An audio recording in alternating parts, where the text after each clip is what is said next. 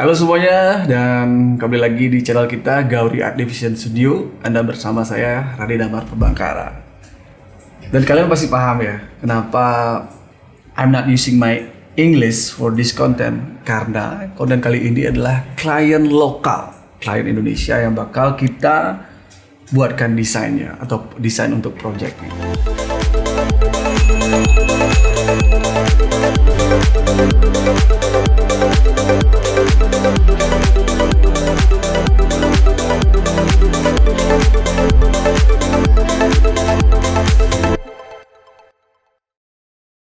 Jadi kali ini kita dapat klien di area Dalung ya, tepatnya itu di area perumahan Kamboja, Banjar Tegah, Dalung, Kecamatan Utara, Kabupaten Bandung.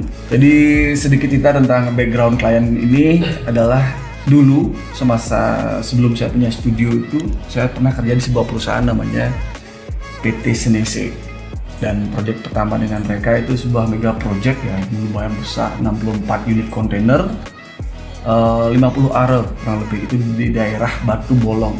Jadi kalau kalian lewat ke pantai Batu Bolong, sebelum ke pantai di sebelah kiri itu ada bangunan-bangunan kontainer yang terbengkalai. Nah itu proyek kita yang dulu.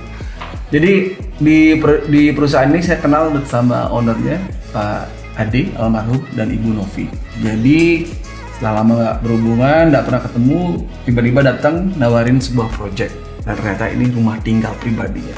Saya udah pernah ke area ini, jadi ada rumah yang udah jadi, itu rumah tinggal mereka, dan di sebelah itu ada tanah kosong. Ternyata Bu Novi mendapatkan lahan ini setelah sekian lama, ada kesempatan untuk mendapatkan lahan ini dan dibeli, dan akhirnya mau dibangun.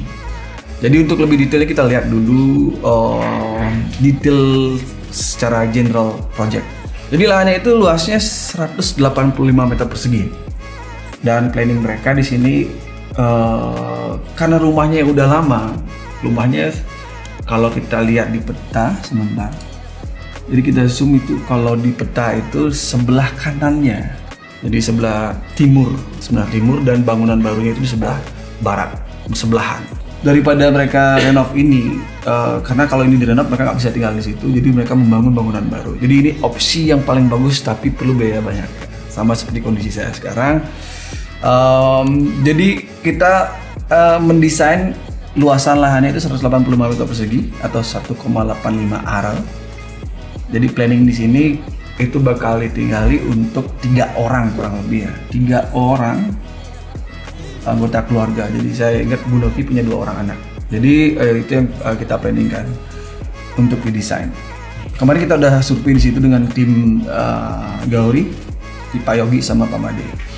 Jadi kondisinya sangat aman karena lahan ini sudah dibatasi pagar ya, pagar beton, pagar batako. Jadi bagus, nggak bakal ribet untuk urusan ukur-mengukur. Dan soil test sudah jalan. Jadi yang kita planningkan, kita baca secara detail sekarang proyeknya. Seperti biasa yang pertama kita atur di sini adalah pembagian zoning area. Ada landscaping area atau area eksteriornya, kebunnya. Lalu kita ada area bangunan utama, parkir, decking, bangunan-bangunan fasilitas lainnya seperti storage dan pendukung lainnya. Oke, we start from the beginning, from the floor plan. Itu areanya adalah di lantai bawah itu 78,6 ya. 78,6. Let's calculate. 78,6 itu area yang ada di bawah. Kalau di atas itu adanya 84,2.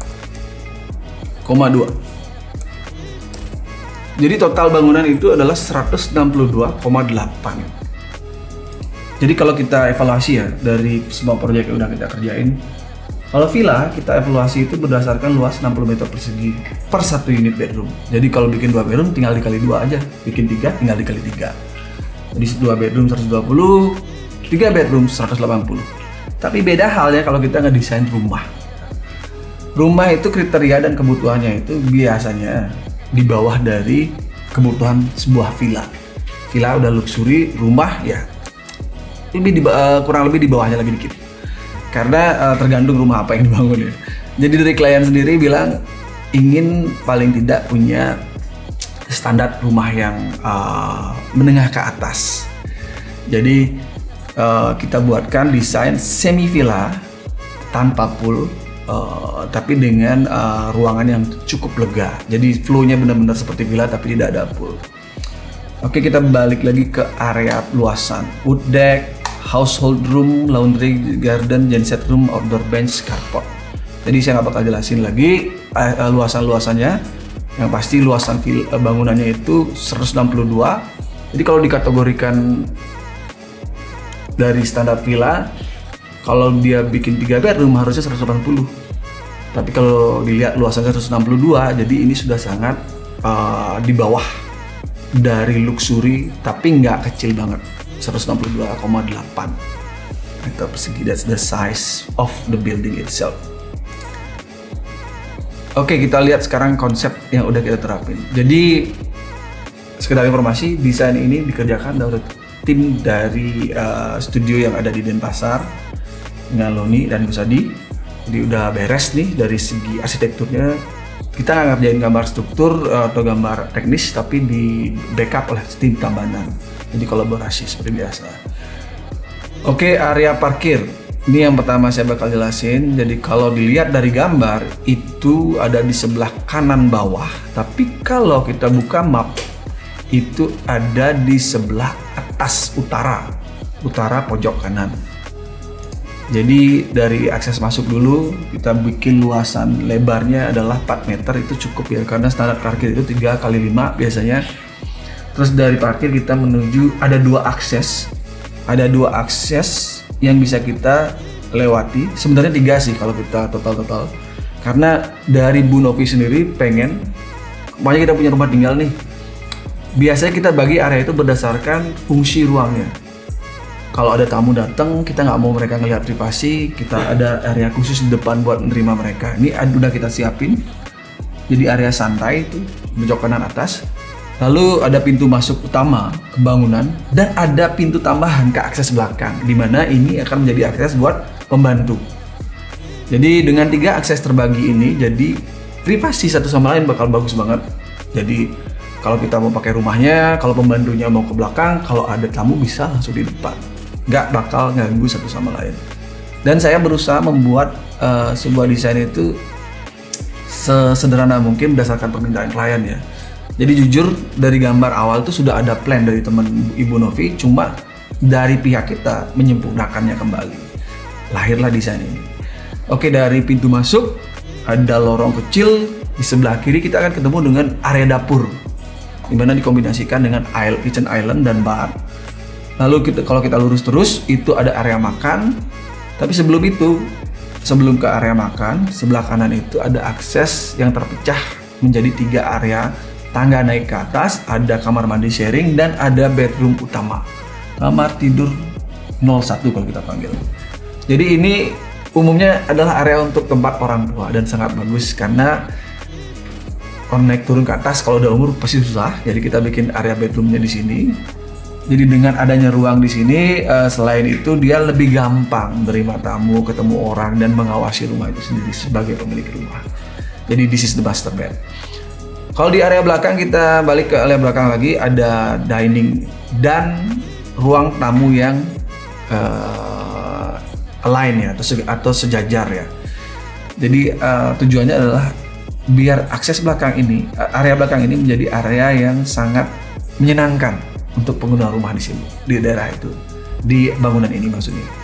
Jadi dengan view belakang yang lumayan luas, ada decking luar, terkoneksi dengan area servis di belakang, dengan ruang pembantu, dengan kamar mandi luar. Jadi kalau ada tamu dan orang yang ingin santai, keluarga yang ingin santai, mereka bisa ke area belakang. Dan saya dengar juga mereka kan pencinta binatang nih, punya anjing banyak, bakal area yang bagus banget buat naruh mereka binatangnya di sini. Jadi anjing-anjing itu di sini. So that was the area di ground floor. Kita menuju ke lantai atas. Dari tangga naik ke atas di tengah-tengah bangunan, we go up to the first floor atau lantai atas. Nah di sini kita bakal nemuin 2 ruang tidur, di mana yang satu agak kecil, yang satu agak lebih besar. Sorry. Diralat sedikit. Yang di bawah bukan ruang tidur utama, yang di atas ruang tidur utama, karena dari Bu Novi sendiri pengen punya ruang ganti yang gede banget. Just a miscommunication. Jadi di area paling atas itu adalah master bed. Jadi ada ruang ganti besar. Jadi mirip dengan kebutuhan istri saya. 70% atau 80% area dikuasai oleh dia dan 20% hanya ruang untuk baju-baju dan pakaian saya. Jadi ini normal. Areanya ini di ruang tidur utama ini ada wardrobe yang besar terkoneksi dengan toilet di dalam, ya, kamar mandi dalam. Kamar mandi dalam itu dan ada ruang baca kalau di area tengah dan paling ujung atas kanan itu ada ruang tidur kedua dengan toilet terpisah di mana bisa digunakan dari ruang baca. Jadi lagi kalau kita bahas kembali, maaf tadi kesalahannya masalah kamar tidur utama aja ya. Kalau saya pribadi sih memang lebih enak di bawah. Jadi kemewahan yang sebenarnya dalam sebuah bangunan itu adalah kita nggak perlu bikin lantai 2. Kita bikin lantai 2 itu hanya untuk mengejar view atau kebutuhan privasi dan ruangan tambahan. Let's say kalau kalian punya lahan 10 aro, 20 aro, dan kalau dari ilmu arsitek sendiri kita nggak boleh bangun lebih dari 60% sebenarnya, dan kadang-kadang bahkan ada yang 40%. Jadi kebun yang luas, sirkulasi yang hanya ada di lantai bawah itu nyaman banget. Tapi kalau kita adaptasi sama dunia modern sekarang, harga tanah udah gila, jadi orang pada mengejar pembangunan ke arah ke atas. Oke, kurang lebih itu dulu untuk penjelasan layoutnya. Kita lihat sekarang bagaimana hasil rendering yang seperti apa. Kita check this out.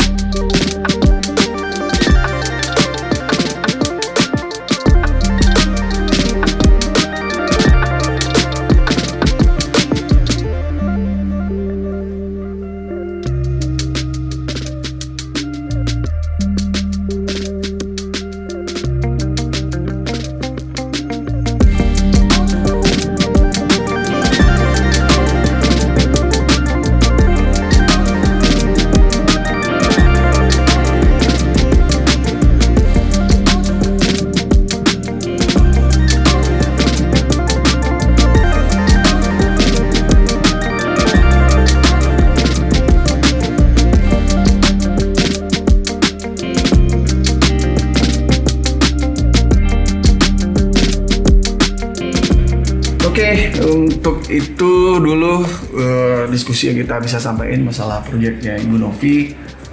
Kondisi terakhir yang ada adalah kita sudah dapat kontraktor, tapi tidak dibuat oleh DAP ya.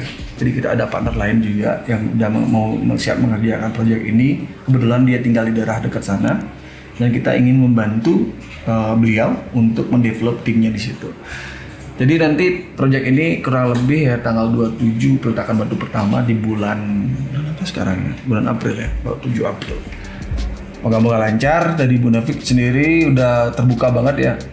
Kunci dari sebuah proyek untuk bisa berjalan dengan lancar tanpa begitu banyak hambatan pasti ada, yang pasti adalah gimana cara kita sebagai arsitek ada di tengah-tengah. Dimana kita sebagai seorang arsitek itu bisa mengkomunikasikan kebutuhan dari klien ke kontraktor dan menginformasikan data yang didapat oleh kontraktor untuk dinegosiasikan ke pihak klien. Yang terjadi di sini kemarin adalah harga yang tinggi kita bisa reduksi berdasarkan evaluasi ulang mengenai bahan-bahan, dan ini normal ya. Jadi buat kalian, buat klien dan buat para arsitek sharing ya. Kadang ekspektasi dan realitas selalu berbeda. Di awal mimpinya besar, tapi kita harus adaptasi terhadap kekuatan budget plan. Wise-nya seperti itu. Jadi proyek ini bisa berjalan. Itu yang terjadi. Kadang-kadang orang terlalu bikin keren dan mantap banget desainnya itu, tapi di ujung cerita malah balik lagi ngerubah total karena anggaran yang tidak disiapkan dengan baik dan benar. But ini berhasil, jadi moga-moga ke depan bakal lancar dan bisa terwujud segera. Oke, thank you. That's it for now, everyone. Thank you for watching. Kita lihat bagaimana nanti proyek-proyek lainnya di video kami di Gauri Art Division Studio. Bye-bye.